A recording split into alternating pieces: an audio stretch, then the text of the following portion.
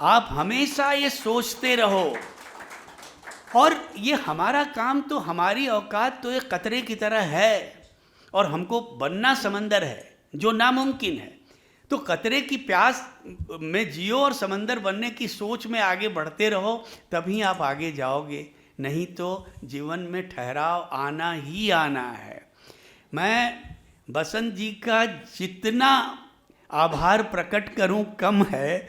ये इन्होंने जो कुछ सुनाया, तो मैं आपको जैसे पहले भी मैं कह चुका हूँ कि मैं इनसे जब मिलता हूँ, एक तो ये खुद लिखते हैं तो हमारी बड़ी साहित्यिक गोष्ठी भी हो जाती है, बहुत सारी इनसे बातें होती हैं, मगर बहुत मुश्किल से मैंने देखा है इतना सफल आदमी इतना सरल कैसे हो सकता है, इतना पैसे वाला आदमी इतना डाउन टू अर्थ कैसे हो सकता है।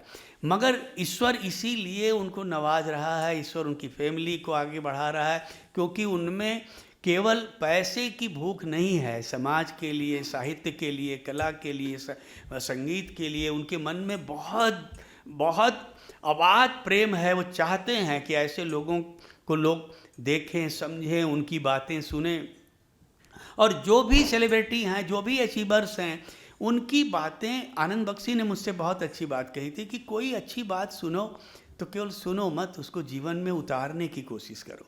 आपने सुना, एक कान से दूसरे कान से निकाल दिया, फिर उसका कोई हासिल नहीं है।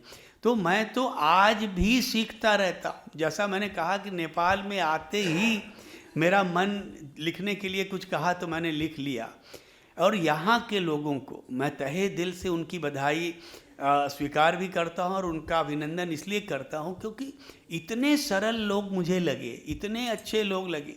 और ये भाषा मैंने पहले भी सुनी है, इतनी मीठी भाषा कैसे हो सकती है। भाषा में अगर मिठास है तो इसका मतलब है उनके संस्कार में वो मिठास रहा है, उनकी परवरिश में वो मिठास रहा है, उनके बुजुर्गों ने उनको सिखाया है। एक ऐसी भाषा कि अगर वो लड़ाई भी करते हैं तो लगता है प्यार कर रहे हैं एक दूसरे से। बहुत कम ऐसी भाषाएं होती हैं जिनमें ये गहनता और ये प्यार होता है। तो मैं नेपाल के तमाम लोगों को शत शत नमन करता हूँ, और आपकी इस धरती पे पहली बार आया हूँ, और मैं आपसे वादा करके जा रहा हूँ कि नेपाल के लिए मैं बहुत कुछ लिखूँगा। में बांधना संभव नहीं होता।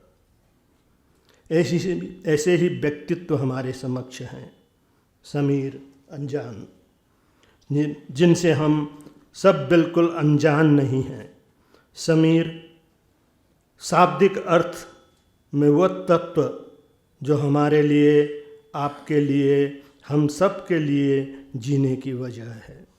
और हमारे समक्ष जो समीर हैं, उनके भावपूर्ण शब्दों की संरचना हर संगीत प्रेमी के लिए जीवन वायु है। समीर अनजान एक ऐसा नाम जो किसी के लिए अनजान नहीं है।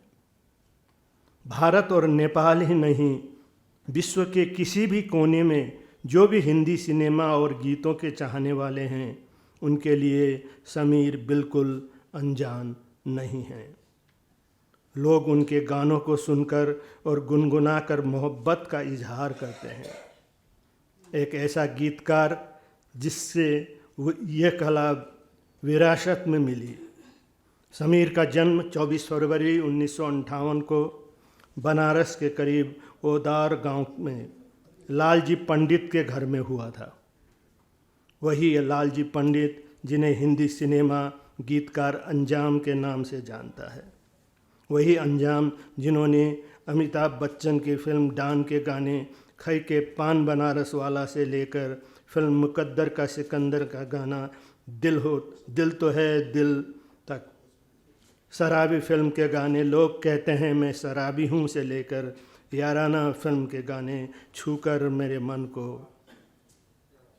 तक, एक से एक बेहतर सदाबहार नगमे दिए हैं। पहाड़ों में आपने उनके गानों की चर्चाएं